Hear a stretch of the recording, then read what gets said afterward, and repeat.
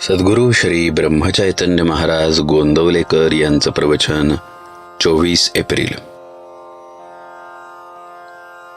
संतांचे होणे म्हणजे त्यांच्या आज्ञेत राहणे. मी जिवंत राहावे हे जितके जरूर आहे तितकेच परमात्म्याची ओळख करून घेणे जरूर आहे. जगात नावे ठेवत नाहीत कोणाला.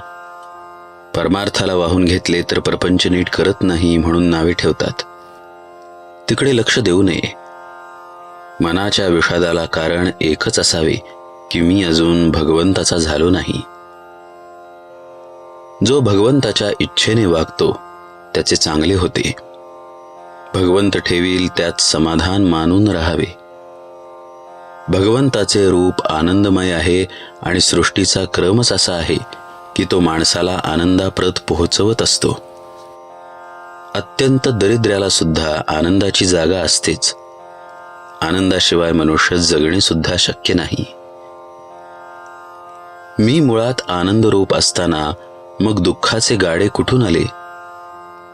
मला दुःख होते ते माझे कुठेतरी चुकते म्हणून.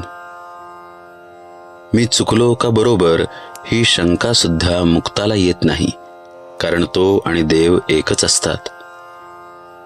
बद्धाला ही शंका येत नाही, कारण तो देव जाणतच नाही. सर्व काही मी करतो आणि देव नाहीच म्हणून म्हणतो. मुमुक्षुला मात्र ही तळमळ लागते. जेव्हा ही तळमळ तीव्र असते तेव्हा संतांची भेट होते. काही पूर्वीचा ठेवा असल्याशिवाय अशी तळमळ लागणार नाही. आपण संतांचे होऊन राहावे. त्यांचे झालो म्हणजे त्यांच्याशिवाय आपल्याला कुणी नाही असे वाटले पाहिजे. संतांचे होणे म्हणजे त्यांच्या आज्ञेत वागणे. ते सांगतील तसे करावे. ते वागतील तसे नाही वागू. सत्याची संगत धरली म्हणजे सत्संगती मिळते. कशाचीही आसक्ती न धरता जगात वागणे हेच मुक्तांचे लक्षण. हवे पण नाहीसे झाले म्हणजे मग दुःखाचे कारणच राहत नाही. जिथे तुम्ही राहता तिथे सद्गुरू आहेतच असे तुम्हाला वाटते आणि समाधान होते. हीच त्यांची खरी कृपा होय. श्रद्धेने जे काम होते ते तपश्चर्येने होत नाही. आपल्या गुरूंनी सांगितल्याप्रमाणे वागणे हाच आपला परमार्थ समजा. गुरु म्हणजे साक्षात परमात्मा.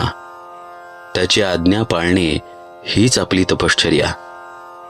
याहून वेगळे काही करण्याची गरज आहे असे न वाटावे. माझ्या मनाचे विकार जात नाहीत असे चांगल्या माणसांना सुद्धा वाटते, पण ते जात नाहीत असे घोकून त्यांचा ध्यास घेतल्याने ते उलट वाढतील. तिकडे लक्ष देऊ नये. नाम घेणे हे आपले काम करत राहावे, म्हणजे विकार आपोआपच कमी होत जातील. मात्र मनाच्या मागे देहाला जाऊ न देणे इतके जपले पाहिजे. संतांची आज्ञा प्रमाण मानणे हेच प्रचिती येण्याचे साधन आहे. जानकी जीवन स्मरण जय जय राम.